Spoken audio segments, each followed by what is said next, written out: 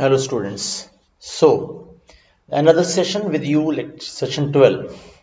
11 I discussed a few words, around 10 specialist I say, geologist and botanist and all the kind of thing we studied. I was saying in the last session that we'll talk in detail about these things. Let's discuss how these words are driven and then what all they really mean and how can we make few more words from them. In this session, let's see start like this. Origins and related words. People and the stars. Stars, you know well. Anthropologist is constructed from roots we are familiar with anthropos, mankind, and logos, study and science. याद है मैं पिछली बार बोल रहा था anthropologist कहाँ से आएगा, तो एंथ्रोप आ गया और लॉजी आ गया और इस्ट आ गया, तो एंथ्रोपोज आ गया means Mankind, logos means science means study हो गया और इस्ट मीन्स एक्सपर्ट हो गया. तो हमने बोला एंथ्रोपोलॉजिस्ट कौन था, you know it well, last class we discussed this.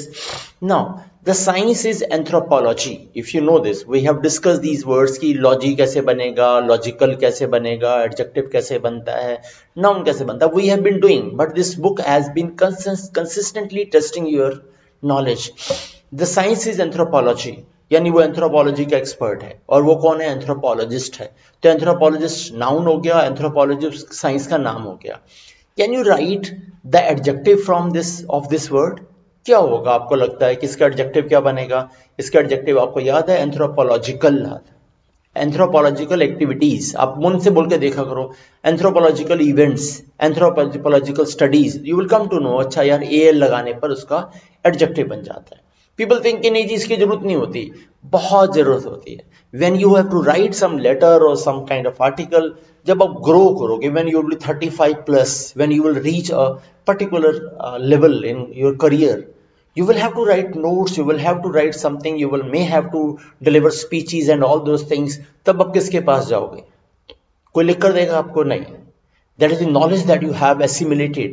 And then one word matters. See, you are the people of the social media. Okay?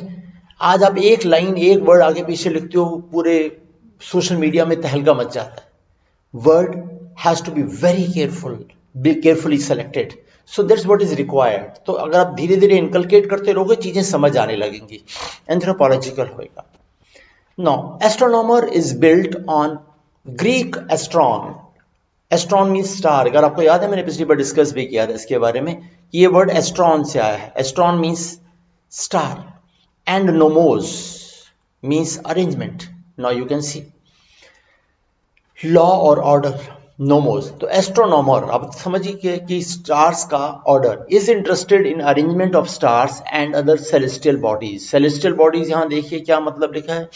Celestial का मतलब होता है रिलेटिंग टू स्काई और आउटर स्पेस, और sometimes relating to heaven भी कहते हैं. भाई हम तो यही मानते हैं ना कि भगवान ऊपर है, हेवन ऊपर है, तो हम ऐसा मान लिया कि वो हेवन से रिलेटेड चीजों को आप सेलेस्टियल बोलेंगे, या जो आकाश में जो भी चीज है वो they are known as celestial.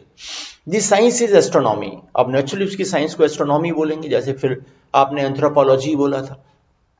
The adjective is astronomical. Now this is nothing new to you. A word often used in a, बहुत अच्छी बात लिखी है, in a non-heavenly sense.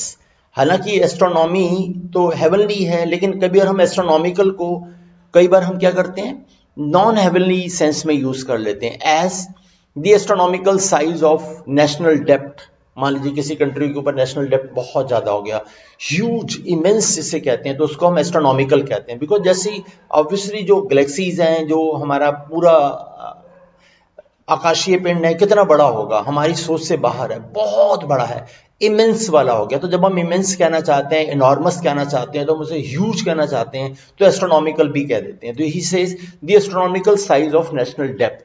Astronomy deals in such enormous distances. Obviously कितने light years, ये सब years, ये तो आप पढ़ते हैं. The sun for example is 149 million kilometres और 93 million miles from the earth, and light from stars travels toward the earth at 3 lakh kilometers or 1,86,000 miles per second, something of this kind. That the adjective astronomical is applied to any tremendously large figure. तो यानी जैसे वो distances इतने huge हैं, इतने large हैं, तो जैसे वो डिस्टेंसेस के लिए हमने एस्ट्रोनॉमिकल वर्ड लगाया है, सिमिलरली किसी ऐसी फिगर के लिए भी हम एस्ट्रोनॉमिकल लगा सकते हैं। He says enormous is very large और very huge and tremendous is very great in amount, scale और इंटेंसिटी, इंस्पायरिंग ऑ और ड्रेड, एक्सट्रीमली गुड और इंप्रेसिव, एक्सेलेंट, कहीं पर भी यूज कर सकते हैं। यानी आप इसे गुड में भी यूज कर सकते हैं, बैड में भी यूज कर सकते हैं। ट्रेमेंडस होता है, he made tremendous effort to excel, we say like that. Okay, तो यहां पर बोल रहा था ट्रेमेंडसली लार्ज फिगर्स भी वहां पर भी यूज कर लिए। ओके, ट्रेमेंडस का मतलब इमेंस वाला है, ह्यूज वाला है, लार्ज अमाउंट की बात कर रहे हैं। तो यानी अब आपको समझ आ गए एस्ट्रोनॉमिकल, एस्ट्रोनोमर, एस्ट्रॉन आपके समझ में आता है और नोमोस समझ आता है। फिर आगे देखें इससे कौन से वर्ड डिराइव होते हैं। Astron star combines with logos to form astrology. अब देखिए एस्ट्रॉन स्टार है और लोगोस मतलब स्टडी है, तो वहां से क्या बना एस्ट्रोलॉजी ऑन ह्यूमन इवेंट्स। ठीक है, the practitioner is an astrologer. Can you form the adjective of particular thing? Can you make the form this thing?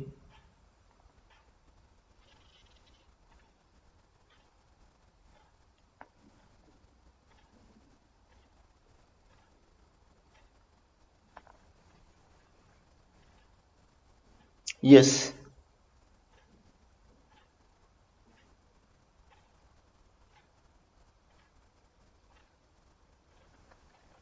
Okay. So this practitioner is an astrologer. We say this practitioner is an astrologer होता है। Can you form the adjective? अगर आप adjective निकालना चाहेंगी तो क्या होगा? अब आपको मालूम है कि adjective लगाने के लिए आपको al लगाना पड़ेगा, तो we say astrological हो जाएगा। Okay, that's what the case is. Now, by etymology, an astronaut is a sailor among the stars. He is a sailor among the stars. Astronaut हो जाता है। क्यों? अगर आप ध्यान से देखें दिस पर्सन, वो बोल भी रहा है कि Greek nautes means, Greek word जो नॉट्स है वो सेलर को इंडिकेट करता है। तो एस्ट्रोनॉट में भी तो अगर आप वर्ड देखो तो एस्ट्रॉन और नॉट वर्ड आ रहा है। This person is termed with somewhat less exaggeration A cosmonaut. कभी कभी इसको हम कॉस्मोनॉट भी बोलते हैं कि कॉस्मिक क्या है, जो भी चारों तरफ हमारे हैं वो उसको कॉस्मिक बोलते हैं ना। तो जो तीन, जैसे हमारे में बोलते हैं कि we say like some word is there on earth, some is above earth and some is below earth, we say like in Hindu mythology। तो ऐसे वाला कि कॉस्मोनॉट मतलब पूरे यूनिवर्स को लेकर कॉस्मिक बोलते हैं, तो इसलिए वहीं से हमने वर्ड निकाला कॉस्मोनॉट हो जाता है। बाय रशियन कॉस्मोस, यहाँ लिखा भी है कॉस्मोस यानी यूनिवर्स हो जाता है।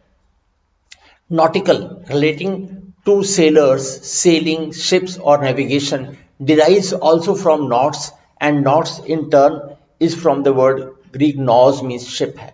यानी अगर आप देखेंगे तो ये वर्ड कहाँ से आया है, नॉट से, और नॉट वर्ड कहाँ से आया है, नॉस से, और नॉस मीन्स क्या है, शिप होता है।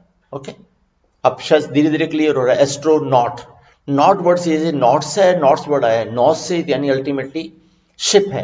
तो शिप में जो ट्रेवल करेगा, a root used in the word nausea. अगर आपको याद है नॉशिया आ जाता है when you go in ship, sometimes लोगों को थोड़े थोड़े वॉमिटिंग सेंसेशन आने लगती है, शिप सिकनेस हो जाती है या सी सिकनेस हो जाती है, बिकॉज मूवमेंट की वजह से एट टाइम्स, पहले होती थी आजकल तो इतना नहीं होता है, लेकिन हाँ sometimes it may happen to anyone, तो we call it ship sickness होती है। नीचे मैंने लिख भी रखा, अगर आप देखेंगे suffering from nausea caused by the motion of a ship at sea, वो नॉशिया हो जाता है। You feel kind of dizzy, आपको हल्का हल्का ऐसा फीलिंग होती है, we call it ship sickness और सी सिकनेस हो जाती है। Okay, and aster is star shaped flower. आप देखेंगे तो एस्टर क्या है, एक स्टार शेप्ड फ्लावर होता है। एस्ट्रिस्क, ये स्टार शेप्ड सिंबल, अगर आप देखें तो ये आपका स्टार शेप्ड सिंबल है, is generally used in writing और printing to direct the reader to look for foot note. मान लीजिए फुट नोट है, अगर इसके ऊपर मैंने यहाँ एक स्टार बना दिया तो एस्ट्रिक्स हो गया ना। आप नीचे जाकर देखेंगे अच्छा फुट नोट यहाँ लिखा है, तो ये फुट नोट का मीनिंग देख लेंगे, से like that, look for a foot note. Astrophysics is that branch of physics dealing with heavenly bodies. तो एस्ट्रोफिजिक्स क्या हुआ, वो साइंस, वो दैट ब्रांच ऑफ फिजिक्स है that deals with the heavenly body, वो एस्ट्रोफिजिक्स हो गया। एस्ट्रो मतलब आपको पता ही चल गया कि एस्टर से आया, यानी जो स्टार्स की स्टडी करेगा वो एस्ट्रोफिजिक्स हो जाएगा। ओके, एंड डिजास्टर, देखिए very good thing he is telling us, disaster. अगर आप ध्यान से देखें डिजास्टर वर्ड में क्या ब्रेक है, डिसएस्टर, ओके। तो डिससेंबल, डिससेटिस्फाइड, यानी जहां भी डिस आ रहा है नेगेटिव आ रहा है, तो यानी and disasters also come from the word astron, star. In ancient times it was believed that the stars led human destiny. अभी भी मानते हैं, पहले भी ज्यादा मानते थे, अब थोड़ा कम लोग मानते हैं, बट ठीक है, अपना अपना मानना है। Any misfortune or calamity therefore happened to someone because the stars were in opposition. अभी भी लोग कहते हैं कि हाँ जी तुम्हारे स्टार्स फेवर में नहीं है, तब स्टार्स ऑपोजिशन में क्यों हुए, क्योंकि यहाँ पर हम मान रहे हैं dis, a prefix for many meanings in this word signifies against होता है, मैंने अभी बोला डिससेटिस्फाइड, ठीक है, तो यानी वो अपोजिट हो जाते हैं। तो हेयर डिस इज नेगेटिव, तो अगर आप ध्यान से देखेंगे तो डिस अपोजिट हो गया, एस्टर स्टार हो गया, तो वहीं से डिजास्टरस बन गया, something which is really very harmful हो जाएगा, डिजास्टरस हो जाएगा। तो कैलेमिटी क्या हुआ, N event causing great and often sudden damage और डिस्ट्रेस, कैटास्ट्रॉफिक हो जाता है, कैलेमिटी हो जाती है। अगर आप देखें तो भाई tsunami we call it is a calamity, sometimes वही से लाइक जब भी कहीं पर फेमाइन आ जाता है, जैसे अकाल पड़ जाता है, तो because calamity can give earthquake also, यानी an event causing great and often sudden damage और डिस्ट्रेस हो सकता है। कोविड-19 also we can consider is calamity, hope you understand. तो एस्ट्रोनॉन बना, एस्ट्रोलॉजी बना, एस्ट्रोनॉमर बना, और फिर हमने यहाँ पर देखा एस्ट्रोनॉट बना, फिर कॉस्मोनॉट बना, फिर डिजास्टर बना, ओके, एस्ट्रिस्क बना, यानी you can understand one aster and one nomos and then dis, and then how the words are there with you.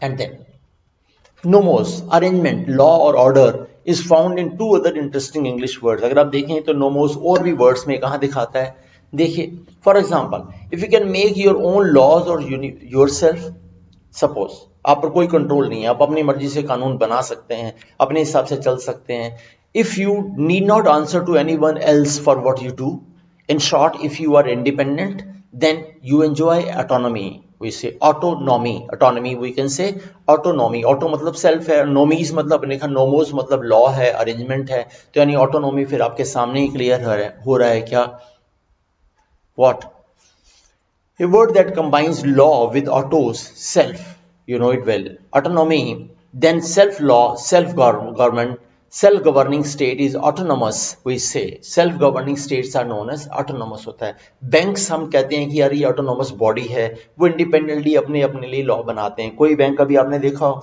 SBI salary कुछ देता है, कोई और बैंक कुछ और देता है, ये सब चीजों को वो खुद अपने लिए रूल बना सकते हैं, though they are under RBI still they have certain powers with them, वो ऑटोनोमस बॉडी कंसिडर होती है। तो अब भी कोई स्टेट भी ऑटोनोमस हो सकती है।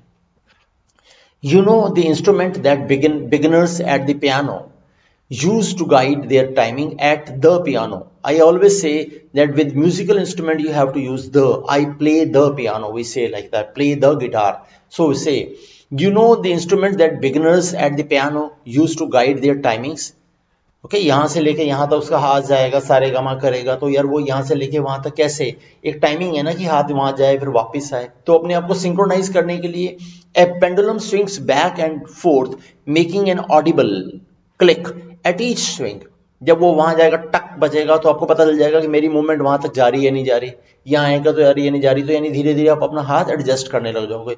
काफी बड़ा कीबोर्ड होता है अगर पियानो में आपने देखा हो। And in that way governs और orders the measure of the player, यानी टाइमिंग, यानी वो प्लेयर कितना टाइम लगाता है, यानी आप अगर बजा रहे हैं तो आपको कितना वक्त लगता है, यानी you have to synchronize your hands that way, okay. Hence it is called a metronome होता है, मेट्रोनॉम होता है, a word that combines nomos with metron, and metron means measurement है, ओके। थर्मोमीटर में अगर आप मेट्रॉन वर्ड आया था, याद है, बैरोमीटर में मेट्रॉन वर्ड आया था, इसके बारे में हम पहले भी पढ़ चुके हैं। Now you must be clear with this. Today we are working about the word nomos. Nomos हमने पहले ही बोल दिया, वो अरेंजमेंट है, तो यानी जो टूल है उस हमको क्या बोलते हैं, उसको मेट्रोनॉम बोलते हैं, ओके। चलिए आगे, let's see the earth and it's life. Geologist, अब देखिए geologist derives from Greek word geo. I told in the last class कि इस वर्ड को आगे जाके डिस्कस करेंगे। जियो अर्थ हो जाता है। मैंने कहा था जियोग्राफी होती है और जियोलॉजी होती है। अर्थ के नीचे वाले जियोलॉजी, ऊपर वाले जियोग्राफी। तो जियो अर्थ, द साइंस इज जियोलॉजी, ठीक है। Geology can write the adjectival form, अब आप बता सकते हैं इसका एडजेक्टिव लिख सकते हैं। तो अब आपको समझ आ गया, ए लगाने पर बनेगा तो फिर जियोलॉजिकल हो जाएगा। Now it is through with you, many words were done of this kind. Geometry, आप देखिए ज्योमेट्री आप करते रहे, स्कूल कॉलेज में पढ़े ज्योमेट्री। जी प्लस मेट्रॉन, अब now you can understand, ge plus metron. By etymology measurement of the earth होता है। प्रैक्टिकली ज्योमेट्री क्या है, मेजरमेंट ऑफ द अर्थ है। ये अर्थ के ऊपर जो शेप्स हैं वो डिफरेंट डिफरेंट, जो भी एंटिटीज हैं अर्थ के ऊपर डिफरेंट डिफरेंट शेप्स में है, चाहे वो ट्रायंगल में हो, सर्कल में हो, स्क्वायर में हो, जैसे भी हो। Is that branch of mathematics dealing with the measurement और properties of solid and plane figures, measurement of properties of solid and plane figures such as angles, triangles, squares, spheres, prisms, etc. You know this. Okay. The etymology of the word shows that this ancient science was originally concerned with the measurement of land and space on the earth. कहाँ से बनी? पहले वो land वगैरह की studies होने लगी और अल्टीमेटली जो ज्योमेट्री पढ़ते हो वो अल्टीमेटली काम तो इन सब चीजों में आती है। That's what he saying. The mathematician is geometrician हो जाएगा, द एडजेक्टिव इज जियोमेट्रिक हो जाएगा। अब देखिए यहां पर जियोमेट्रिकल भी हो सकता है बट जियोमेट्रिक भी हो सकता है, ठीक है। जियोमेट्रिक स्टडी हो जाएगा। Okay. Then geography is writing about और मैपिंग द अर्थ। मैंने कहा था कि अर्थ के ऊपर वाला हो जाता है, जियोग्राफी हो जाती है। ग्राफ है ना, ग्राफीन आपको याद है, हमने पहले पढ़ा था, ग्राफीन मीन्स टू राइट है, याद है, वहीं से वर्ड हमने निकाला था। तो यानी जियोग्राफी क्या हुआ, geo plus graphein means to write और mapping the earth. A practitioner of the science is a geographer, the adjective is geographic हो जाएगा, ठीक है। द नेम जॉर्ज, बड़ा इंटरेस्टिंग चीज लिखी है उसने, the name George is also derive from geo earth plus ergon. Ergon means work होता है, एर्गोफोबिया होता है, कभी हमने पढ़ा हो, एर्गोमेनिया होता है, काम करने का धुन सवार हो जाती है, वो एर्गोमेनिया है। तो यहां पर ergon is work and george is the means कहते हैं अर्थ से आया है, यानी जो अर्थ का वर्कर है। तो जॉर्ज का मतलब क्या है, George was the earth worker और फार्मर। यानी अगर आप वेस्टर्न कल्चर में देखें काफी लोगों के नाम आपको जॉर्ज करके मिलेंगे, प्रॉब्ली वो उस जॉर्ज को भी नहीं पता होगा कि ये वर्ड कहां से आया है, लेकिन आप शायद समझ सकते हैं कि जॉर्ज वर्ड कहां से आया है, जियो प्लस एर्गॉन से, यानी वो अर्थ वर्कर है। पहले ह्यूमन जो था, सबसे पहले ह्यूमन, तो इसी तरीके से हमारी सिविलाइजेशन डिराइव हुई ना, तो हमने पहले एग्रीकल्चर तो शुरू किया होगा, तो वहां से वर्ड बना जॉर्ज। ही सेज वर्कर और फार्मर हो जाएगा। तो george is earth worker, farmer yeoman भी होता है। कभी आपने सुनी एक फ्रेज होती है, you must have heard of the word human service.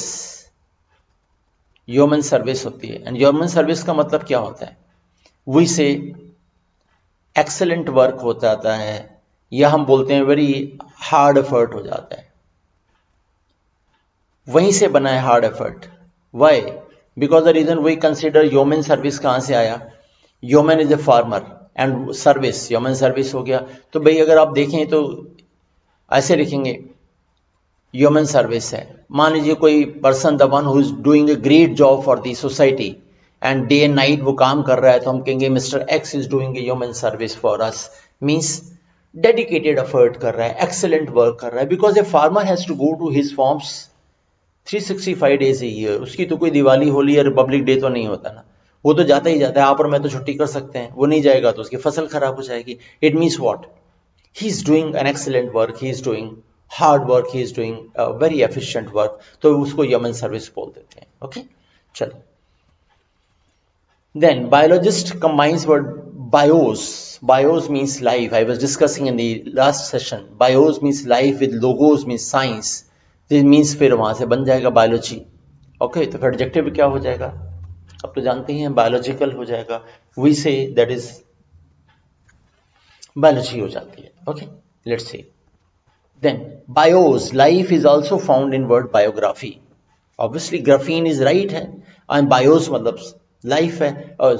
Then when we can very well understand graphene मतलब write and bios means life. Writing about someone's life, writing about someone's life, आप किसी के लिए biography लिख सकते हो, या कोई अपने लिए भी लिख सकता है ऑटोबायोग्राफी, तो उसमें ऑटो आ जाएगा, बायो आ जाएगा, ग्राफीन आ जाएगा। The story of one's life written by one self and biopsy, very interesting is written, biopsy होती है। बायोप्सी को अगर आप ब्रेक करो तो क्या समझ आता है? Bios plus opsis. यहां देखिए, ए मेडिकल एग्जामिनेशन और view vision generally through a microscope और living tissues frequently performed when cancer is suspected. तो आपने कभी देखा बायोप्सी होती है, वो मतलब काफी बड़ी नीडल होती है, वो ऑर्गन में डालकर वहां से टिश्यू निकाल लेते हैं, that is what the biopsy होती है। A small part of the tissue is cut from the affected area and under the microscope its cells can be investigated for evidence of malignancy होता है। Malignancy is, अब मैंने नीचे लिखा है, cancer होता है, dispose to cause harm, cancerous हो जाता है। और अफेक्ट तो आप जानते ही हैं, जो कोई चीज कॉज करता है टू प्रोड्यूस एन इफेक्ट और चेंज इन समथिंग। मैंने बार बार बोला है कि अफेक्ट हमारा वर्ब होता है। Okay, A biopsy is contrasted with the word autopsy. अब ध्यान से देखिए, बायोप्सी हमने बोला था और वो ऑटोप्सी से अलग होती है। ऑटोप्सी क्या है? Which is a medical examination of the word of a corpse. ठीक है, कॉप्स की जो स्टडी होती है, वो कॉप्स की जो स्टडी है, वो डेड बॉडी जो है, वो हम बोल रहे हैं क्या? वो तो examination of a corpse in order to discover the cause of death. हम सब सुनते हैं कि ऑटोप्सी हुई, जैसे हम पोस्टमार्टम कहते हैं। नॉर्मली न्यूज़पेपर में तो खैर आज की डेट में पोस्टमार्टम कम लिखता है, मैंने देखा है। Now they use the word autopsy, space उनके शायद उनके पास बच जाता है, तो इसलिए वो यूज करते हैं पोस्टमार्टम। ऑटोप्सी होती है। इसके लिए एक वर्ड और भी अगर आप देखेंगे तो ऑटोप्सी के लिए एक वर्ड होता है, I will write it here, where is the word autopsy, there is another word is necropsy भी होती है। Necropsy is another word. नेक मतलब डेथ होता है, अगर आप कभी बाद में पढ़ेंगे, नेक जहां भी आएगा वहां पर डेथ होगा, तो नेक्रोप्सी भी उसी को बोलते हैं। एनीवे, ऑटोप्सी से बात करते हैं। Which is medical examination of a corpse in order to discover the cause of death. The autos, autopsy means self, and autopsy, etymologically speaking, the surgeon or pathologist determines by actual view of the site rather than the theorizing what brought the corpse to its present grievous state। किसी की death हो जाती है accident में या किसी भी by the way murder में, क्या है तो डॉक्टर क्या करता है? वो जो पैथोलॉजिस्ट है, जो भी वो सर्जन है, वो तो बॉडी को टोटल कट कर देता है ना, और फिर खोल कर देखता है अंदर क्या है, तो यानी सेल्फ एग्जामिनेशन होता है। ऑटो और opsis, opsis means you can see very well, optical वाला जो है, तो ऑप्सिस का मतलब सी करना है और ऑटो का मतलब सेल्फ है, तो यानी खुद से देखता है, तो उसको हम ऑटोप्सी बोल देते हैं। वो रियलाइज करता है कि कॉप्स जो है वो इस ग्रीवियस स्टेट में कैसे आई। Malignant, I told you, cancerous होता है। Biopsy, we have discussed the removal of the diagnostic study of a piece of tissue from the living or body or excision, and then we say contrasted with, to highlight the difference between two people or things। यहाँ हमने बोला था biopsy is contrasted with, तो यानी biopsy को autopsy जैसा मत मानिए। बायोप्सी में तो आपने नीडल डाल के निकाला था, ऑटोप्सी टोटली उल्टा हो जाता है, वो तो टोटली खोल देता है बॉडी को। दिस थिंग, कॉप्स का मतलब डेड बॉडी होती है, स्पेशली ऑफ ए ह्यूमन होता है। अगर आप एनिमल की डेड बॉडी के लिए कॉप्स यूज नहीं करते, उसके लिए अगर आपने यूज करा तो उसके लिए वर्ड कार्केस यूज करते हैं। कभी anyone has heard of it? Animal dead body को बोलते हैं। एनिमल डेड बॉडी जो होती है वो कार्केस होती है, और ह्यूमन डेड बॉडी जो होती है वो कॉप्स होती है। ओके, एंड ग्रीवियस तो यानी बहुत ही ज्यादा ग्रीफ से बना है, यानी वेरी सिवियर और सीरियस होती है, ग्रीवियस स्टेट हो जाती है। ग्रीफ से ही वर्ड निकल कर आया, ग्रीवियस हो जाता है। He grieved the death of his son, grieved हो जाता है, यानी उससे बहुत उसको दुख था, तो वहीं से ग्रीवियस वर्ड बना है। Okay, so now you know the word biopsy, autopsy, these you know word the biography, autobiography, now you these word the biology, this you know it now। and then botanist कौन है? अगर आप बात करते हैं botanist is from Greek botan, botan means plant हो जाता है। मैंने लास्ट टाइम भी बोला था कि लोग botany की स्टडी करते हैं, MSc कर रहे होते हैं, the field is botany, the adjective is botanical, ये तो आपको पता ही। and then zoologist is Greek zoon, animal, the science is geology, और एडजेक्टिवल क्या होगा फिर तो पता ही है आपको, जियोलॉजिकल हो जाएगा। ठीक है, now he is trying to tell us कि भैया इसको प्रोनाउंस कैसे करो। The combination of the two o's, यहां पर अगर आप देखें तो ये जो दो वर्ड हैं, द कॉम्बिनेशन ऑफ टू ओज, ये जो यहां पर लगाए हैं हमने, tempts many people to pronounce the first three letters of these words in one syllable. तकरीबन लोग क्या बोलते हैं, zoological बोल देते हैं. वो ये कहना चाह रहा है कि आप तीन लेटर को जो होता है फर्स्ट थ्री लेटर्स को आप एक वन syllable की तरह यूज करते हो, दस zoo. However, the two O's should be separated as cooperate, जैसे बोलते हैं. cooperate नहीं बोलते हैं ना, फिर हम इसे cooperate बोलते हैं, जैसे zoological बोलना चाहिए. Even though no hyphen is used in the spelling to indicate such separation, say zoological, zoological, zoo, a park for, यानी आप इसे क्या बोलेंगे, zoological बोलेंगे. Zoo is a park for animals, is a shortened form of zoological gardens and is of course pronounced in one syllable. Okay. And then zodiac होता है. Zodiac का आपने देखा है ऐसे चार्ट, आपने कभी देखे होंगे. ज़ोडिएक साइंस होते हैं आपके, अब कैप्रिकॉर्न हैं या वर्गो हैं या कुछ भी आपके जो स्टार्स हैं उसके बारे में, एरीज हैं. तो zodiac is a diagram used in astrology, paths of the sun, moon and planets. It contains in part Latin names for various animals, Scorpios and scorpion. Scorpio के लिए स्कॉर्पियन, लियो के लिए लॉयन, कैंसर के लिए crab and taurus के लिए bull, Aries के लिए रैम एंड पाइसिस के लिए फिश. बहुत सारे अलग अलग सन साइन के लिए अलग अलग उसका एसोसिएटेड क्या है, एनिमल है. तो एनिमल मतलब क्या हुआ, जू हो गया. तो यानी फिर जू हो गया तो फिर ये पूरा का पूरा चार्ट क्या हो गया, जू वाला. तो ज़ोडिएक बन गया. Hence it is derivation from zoion, animal से वर्ड बनाया हमने, इसको बनाया ज़ोडिएक. नीचे मैंने लिखा भी, अगर आप देखेंगे, a belt of heavens including all apparent positions of the sun. हम मानते हैं कि पूरी इसमें पोजीशन एक पूरी बेल्ट है जिसमें sun, moon and planets are divided by astrologers into 12 equal divisions और science.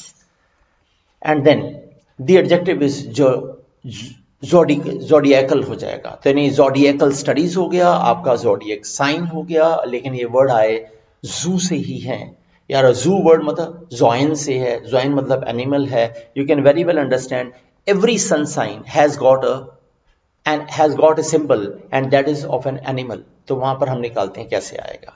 It's clear now with you, and that's all we have in session 12 as well. Okay, तो now we can see 11th session में हमने इनके बारे में थोड़ा थोड़ा पढ़ा. फिर 12th सेशन में आकर हमने उनके एलॉबरेट करके उसको वर्ड को डाइसेक्ट कर लिया, फिर और वर्ड निकाल लिए और वर्ड निकाल लिए. तो यानी अब आप 11 और 12 दोनों सेशन को देखो तो they are practically one session, but उसने अलग अलग आपका कॉन्फिडेंस बनाए रखने के लिए 11 सेशन बनाया और 12 सेशन बनाया. ज्यादा देर का काम नहीं है. If you revise it you learn many words. Okay, kindly revise it. Will meet in the next session. Thank you very much. God bless you.